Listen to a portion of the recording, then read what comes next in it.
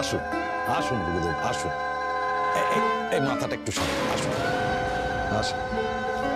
দেখুন, আপনি আমাকে যেরকম আদেশ দিয়েছিলেন আমি ঠিক সেরকম ভাবেই ব্যবস্থা করেছি। আপনি একটু মিলিয়ে দেখে নিন গুরুদেব। এখন ঠিক আপনি আমাদের বিপদ থেকে বাঁচানোর জন্য যে নিজে উপস্থিত হয়ে এই আচার অনুষ্ঠানের পৌরোহিত্য করবেন, এটা তো ভাবতেই পারিনি। এটা আমাদের কাছে পরম সৌভাগ্য।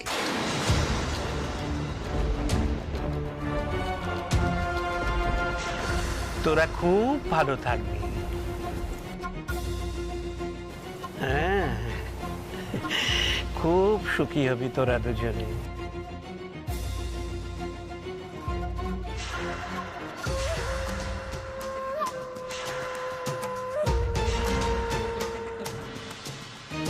কমলেশ, আমার আরো 11 জন পুরোহিত এখানে আসবেন, তারাই যজ্ঞটা করবে। হ্যাঁ, আসুন না, কোনো অসুবিধা নেই। আপনি যেমনটি চাইবেন তেমনটিই হবে। আপনি আসন গ্রহণ করুন। আর সুচেতা, তুমি গুরুদেবের পা ধুইয়ে দেওয়ার ব্যবস্থাটা করো। হ্যাঁ হ্যাঁ করছি। না না, আজকে তুমি নয় মা, আজকে যার নামে যজ্ঞ হবে, যার জন্যে যজ্ঞ হবে, সেই আমার পা ধুইয়ে দেবে।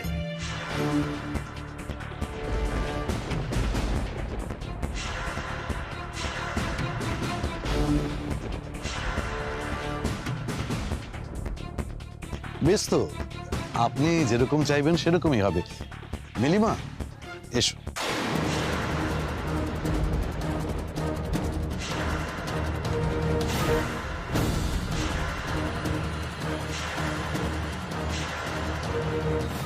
মিলি, এসো। ওখানে দাঁড়িয়ে কেন? আমি আমি মানে মিলি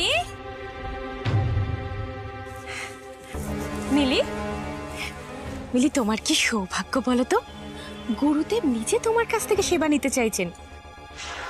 উনি আবার যাত্রার কাছে সেবা নেন না, তোমার কাছ থেকে নিতে চাইছেন। চলো, এসো এসো এসো।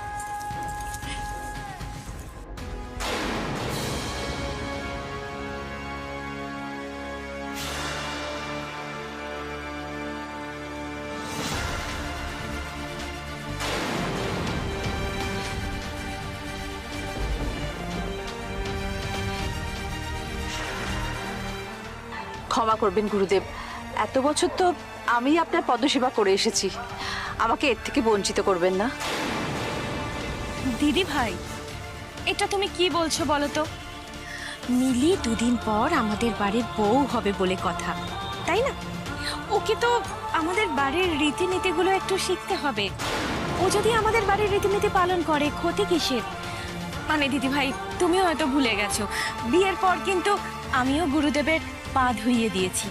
তাহলে মিলি গুরুদেবের পা ধুইয়ে দিলে অসুবিধাটা কোথায়? আমি বুঝতে পারছি না, এটা সামান্য ব্যাপার নিয়ে এত আলোচনার কি আছে?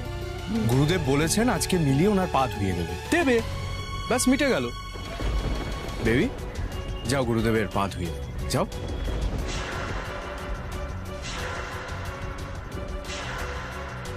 রাহুলটা কি গো মা? হ্যাঁ, এইসবেরও ভিডিও করবে, এর থেকেও রোজগার করবে। মনুষ্যত্ব বলে তো আর কিছুই বেঁচে নেই ওর, দেখছি। এই, কাকে নিয়ে সমালোচনা করছিস? একবার আমাদের বাবার কানে গেলে কি হবে জানিস? কি যেটা হচ্ছে তোর সাথে ওটাই হবে, তখন বুঝবি ঠেলা। আমার মাথাটা গরম না করে এখান থেকে চুপচাপ চলে যা। আরে পিন দিস না, চলে যা। এসব কি হচ্ছে দাদা? বৌদি বেঁচে থাকলে মিলিকে দিয়ে সব করাতে পারতো ওরা। আপনি কিছু তো বলুন, কিছু তো বলুন।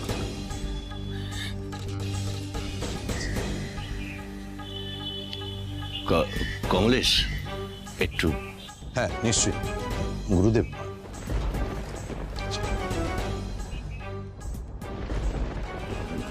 না মানে দেখো, বলছিলাম মিলি তো বাচ্চা মেয়ে,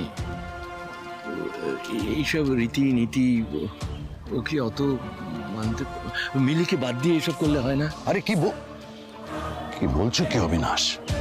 এখানে যা কিছু ঘটছে সবই কিন্তু মিলির মঙ্গল কামনাতেই হচ্ছে। কেন বুঝতে পারছো না? গুরুদেব যেটা বলছেন সেটাকেই আমাদের প্রথম নিয়ম ধরে নিয়ে চলতে হবে। তুমি চিন্তা করো না, মিলি গুরুদেবের পা ধোয়া জল খেলে পুণ্য লাভ করবে, গুরুদেবের আশীর্বাদ পাবেন, ওর জীবনের সমস্ত সংকট কেটে যাবে। কেন বুঝতে পারছো না? চিন্তা করো না। মিলিমা, চলো গুরুদেবের পা ধুইয়ে দেবে। চলো গুরুদেব, আপনিও চলুন, ওইদিকে ব্যবস্থা করা হয়েছে, ওদিকে চলুন। এসো আসুন। আসুন আসুন। আসুন গুরুদেব, আসুন, বসুন। যাও, কি করছো বলো তো? রাহুল, তুমি তো জানো আমি তো তোমাকে বলেছিলাম যে গুরুদেব এঙ্গেজমেন্টের দিন আমাকে খুব বাজেভাবে টাচ করেছিল। তারপরেও আমি কি করে ওনার পা ধুইয়ে দিই তুমি বলো? বেবি, আমাদের বিয়েটা যাতে সুসম্পন্ন হয় উনি তার ব্যবস্থা করছে। আর তুমি এরকম একজন মহাপুরুষের নামে আজে বাজে কথা বলছো, প্রশ্ন তুল। এই কথাগুলো যদি বাড়ির কেউ জানতে পারে কি হবে বুঝতে পারছো? রাহুল, আমি কি তোমাকে মিথ্যে কথা বলছি? বলছি না তো। তুমি কেন আমার কথা বিশ্বাস করছো না?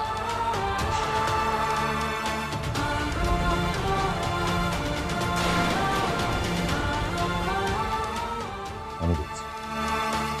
গুরুদেব, আমি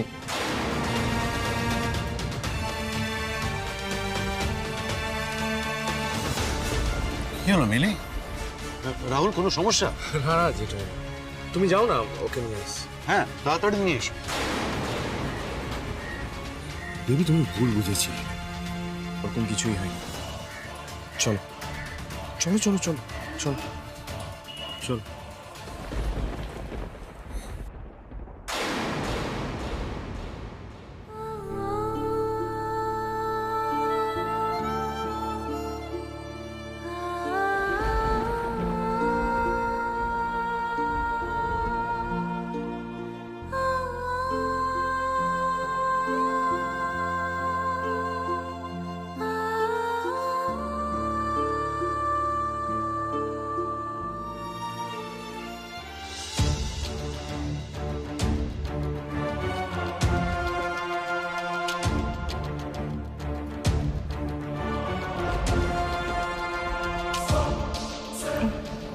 এসো।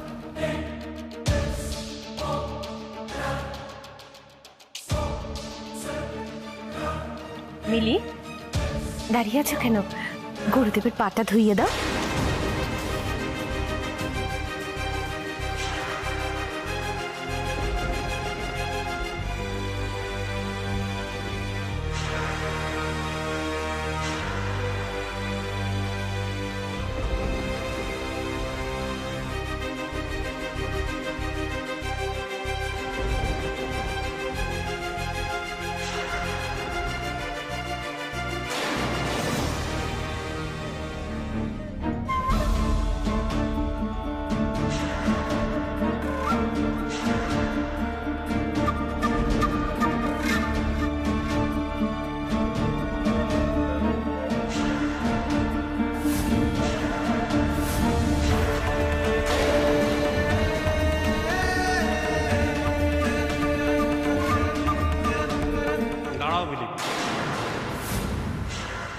কমলেশ, তোমার বাড়ির সবাই ভক্তি ভরে আমার পদসেবা করে, মনে মনে সবাই আমায় ভক্তি শ্রদ্ধা করে, কিন্তু মিলিমা বোধহয় মনে মনে যেটা করছে সেটা মন থেকে করতে পারছে না।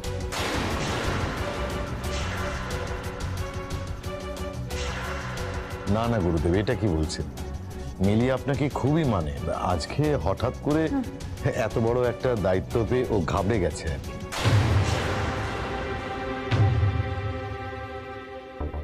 তাহলে এত দূর থেকে জল ঢালছো কেন মা?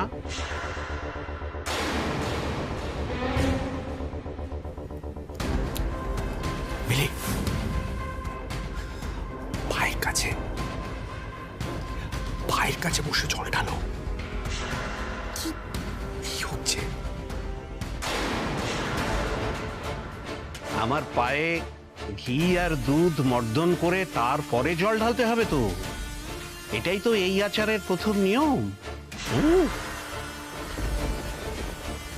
আমি বলছিলাম কি, মিনিমা এটা না করলেই। সাবিত্রী দি, প্লিজ আপনি একটু চুপ করুন। হ্যাঁ দিদি।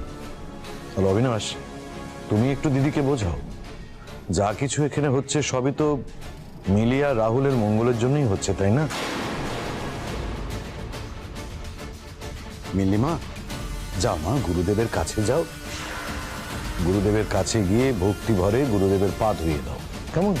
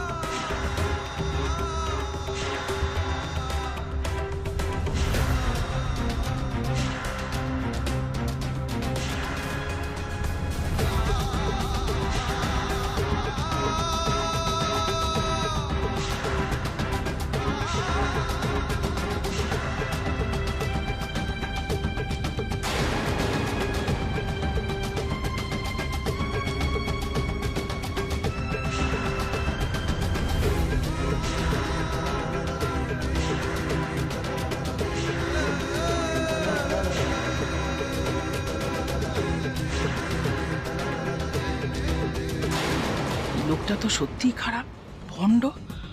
আসল সাধু পুরুষ হলে এমন নোংরা আচরণ করতে পারে? নীলিমা কি এটা বুঝেই এত আপত্তি করছিল?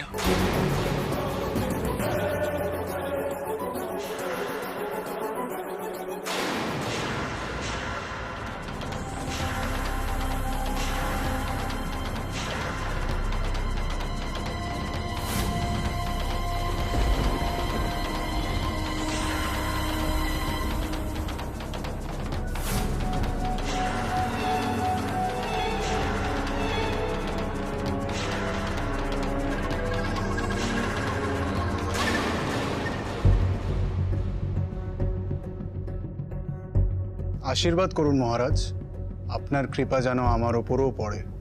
হ্যাঁ, ঠিক আছে ঠিক আছে, কিন্তু তুমি কে? তোমায় তো চিনলাম না।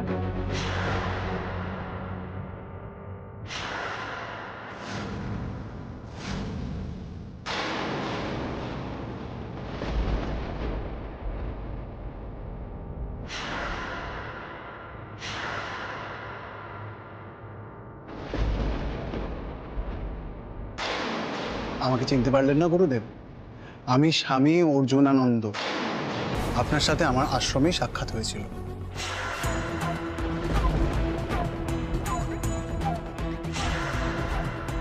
আমি আমার সাথে 10 জন পুরোহিত এনেছি, আমরা 11 জন মিলেই যজ্ঞটা করব।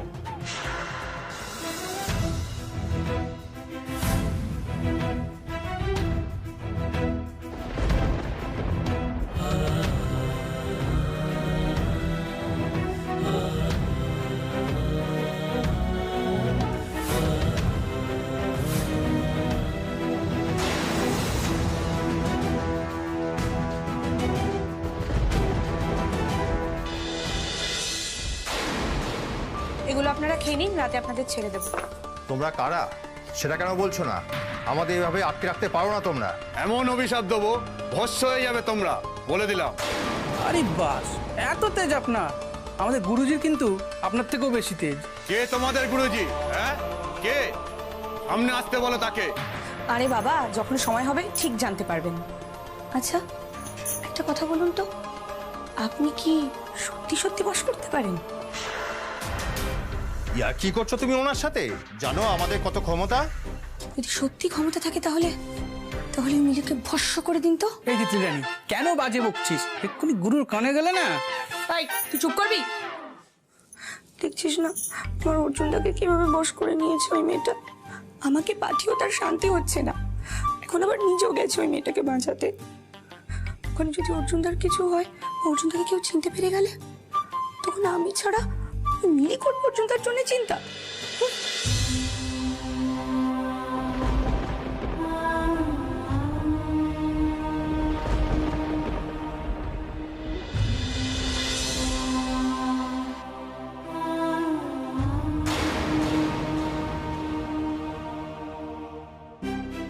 আসি গুরুদেব।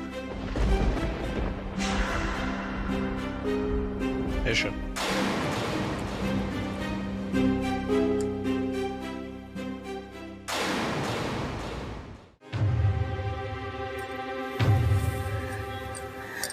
আপনি কে আমি জানি না বাবা, তবে আজকে আপনি আমার মিলিমাকে তার অস্বস্তির হাত থেকে রক্ষা করেছেন।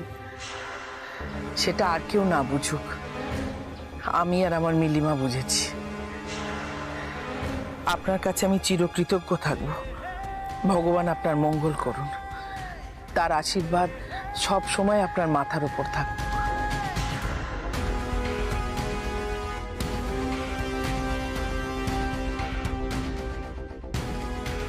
আমার থেকেও বেশি ভগবানের আশীর্বাদের প্রয়োজন এই বোকা মেয়েটার। এইরকম নোংরা একটা বিধান দিল ওই ভণ্ড সাধু, আরও মেনে নিল। এত অন্যায় দেখেও চুপ করে থাকলে মা, প্রতিবাদ করলে না, আর কত এরকম অন্যায় সহ্য করবে বলো তো? আজকের দিনে দাঁড়িয়ে কোন পণ্ডিত ব্যক্তি এইরকম সব অদ্ভুত নিয়ম পালন করতে বাধ্য করেন বলো তো, যাই ভণ্ড গুরুজি করছেন? আস্তে রিঙ্কু, জানিসই তো এসব ব্যাপারে তোর বাবার কথাই শেষ কথা। আমার আর ভালো লাগছে না এসব দেখতে। শুধু এখানে আছি যাতে মিলির উপর কোনো রকম অত্যাচার না হয়। যদি সত্যি সেটা হয়ে থাকে তাহলে এর পরের বার অত্যাচার শুরু হলে অন্তত প্রতিবাদটা করো। চুপচাপ মিলির পাশে দাঁড়িয়ে থাকলে কোনো লাভ হবে না মা। সবাইকে অন্তত বুঝিয়ে দিও যে এই বাড়ির কর্ত্রী তুমি, এটা সবার বোঝার দরকার আছে। আরে কৌশিক, তুমি কোথায়? হ্যাঁ, এখানে একটা এত বড় অনুষ্ঠানের আয়োজন করা হয়েছে, সেটা শুধুমাত্র কৌশিক তোমার ছেলের মঙ্গলের জন্য, আর তুমি সেখানে অ্যাবসেন্ট। আশ্চর্য, এটা দেখতে ঠিক লাগে কৌশিক? আচ্ছা রূপসা, তোমরা কি বুঝতে পারছো না যে তোমরা যেটা করছো সেটা একটা মধ্যযুগীয় বর্বরতা? তোমরা কি অশিক্ষিত নাকি? কি বললে? এটা মধ্যযুগীয় বর্বরতা? আমরা সবাই অশিক্ষিত? কৌশিক, তুমি কি সব আজে বাজে কথা বলে যাচ্ছ বলো তো? আমার না বাজে কথা বলতে ভালো লাগছে না, আমি কথা বাড়াতে চাই না। তোমরা মিলিকে বলির পাঁঠা বানাতে চাইছো, বানাও, আমাকে ডাকছো কেন? কি আমরা মিলিকে বলির পাঁঠা বানাচ্ছি? কৌশিক, তুমি না বুঝে কথাগুলো কেন বলছো? তুমি কি নিজেকে বেশি বিজ্ঞ মনে করো, তাই তো? 4টে বই পড়ে তুমি সবকিছু জেনে গেছো। দূর, সঙ্গে কথা বল। হ্যালো,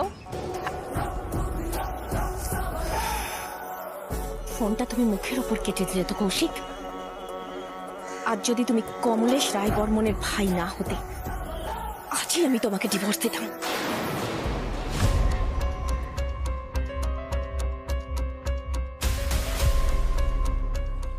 বসো মিলি।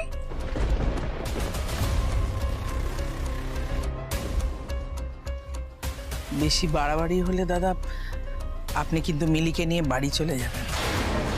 ওর মুখটা দেখেছেন? ও কিন্তু একদম এসব মেনে নিতে পারছে না।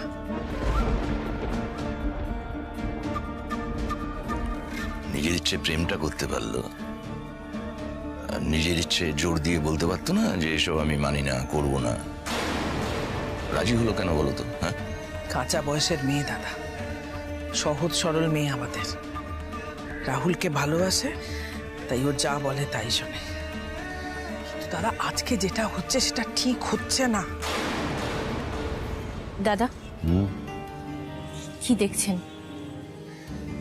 এমনিতেই তো অবিনাশ গুঁই গাঁই করছিল, তার উপর সাবিত্রী দিয়ে যেভাবে কান ভাঙিয়েই চলেছে, এখন যদি অবিনাশ বেঁকে বসে তাহলে সেটা কিন্তু আমাদের জন্য খুব একটা সুখকর হবে না রূপসা। একদমই তাই দাদা। আমি বলছি কি, আপনি চান না, আপনি ঠিক পারবেন অবিনাশটাকে কনভিন্স করতে।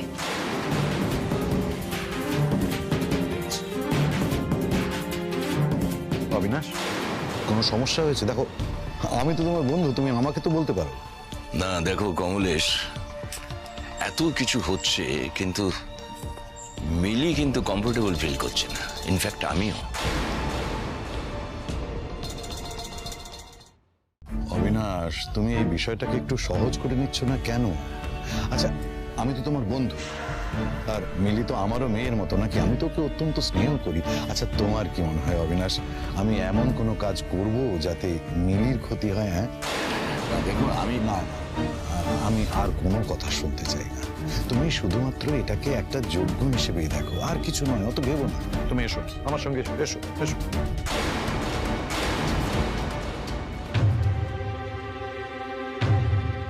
কেলো করেছে, চোখের ছকফক কি করে কাটে কিছুই তো জানি না। ওই অপগণ্ডটা তার উপর আবার ভিডিও করছে। Arjun Sanyal, be ready for the বাওয়াজ।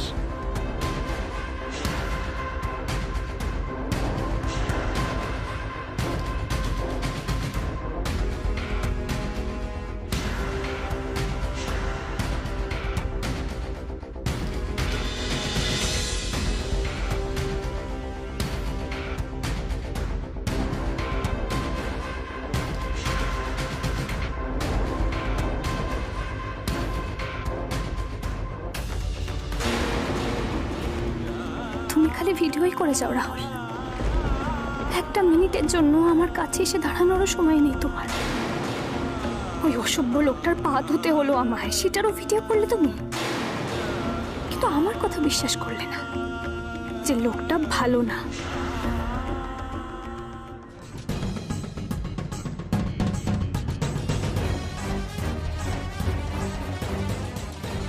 আসুন আসুন।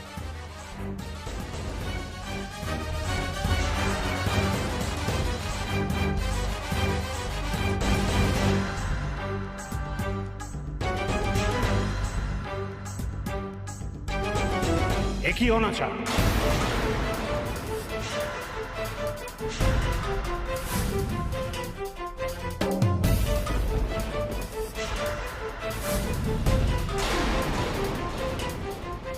এত বড় ভুল যোগ্য হবে কি করে?